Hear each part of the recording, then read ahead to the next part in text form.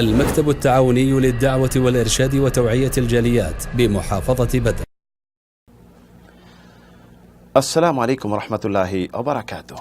সুপ্রিয় মুসলিম ভাই ও বোনেরা, এই রমজান মাসের অতি গুরুত্বপূর্ণ একটি শিক্ষা, এই শিক্ষাটি হলো তাহাজ্জুদের নামাজের শিক্ষা, যেটি হলো ফরজ নামাজের পরে সবচেয়ে শ্রেষ্ঠ নামাজ। রাসূলুল্লাহ বলেছেন, আফদালুস সালাতি বাদাল মাকতুবা সালাতুল লাইল। ফরজ নামাজের পরে সবচেয়ে উত্তম নামাজ হলো রাত্রির নামাজ তথা তাহাজ্জুদের নামাজ।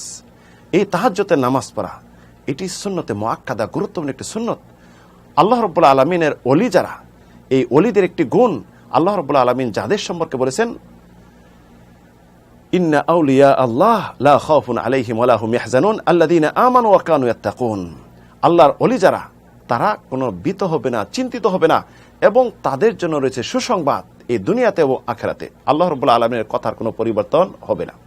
মহান রাব্বুল আলামিন প্রশংসা করেছেন ঈমানদার, তাকওয়াদার এবং পরহেজগার লোকদের যারা রাত্রিতে তাহাজ্জুদ নামাজ পড়ে।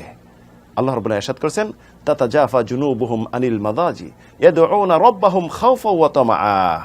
তথা ঈমানদার তো তারাই যারা নিদ্রা ত্যাগ করে মহান রব্বুল আলামিনকে ভয়ে এবং আশা আকাঙ্ক্ষায় আহ্বান করে, এবং আল্লাহ রাব্বুল আলামিন তাদেরকে যে রিজিক দিয়েছে এই রিজিক থেকে আল্লাহর পথে দান করে। পরবর্তী আল্লাহ ইরশাদ করেছেন, ওয়াল্লাযীনা ইয়াবিতুনা লিরাব্বিহিম সুজদাা ওয়া কিয়ামা। ঈমানদার তো তারাই যারা রাত্রি অতিবাহিত করে সিজদা অবস্থায় এবং দাঁড়ানো অবস্থায়। রাসূল সাল্লাল্লাহু আলাইহি ওয়াসাল্লাম জিজ্ঞাসা করা হলো, রাত্রির কোন অংশ দোয়া কবুলের সবচেয়ে উত্তম? রাসূলুল্লাহ বলেন, জাওফিল লাইলিল আখির, রাত্রির শেষ অংশে।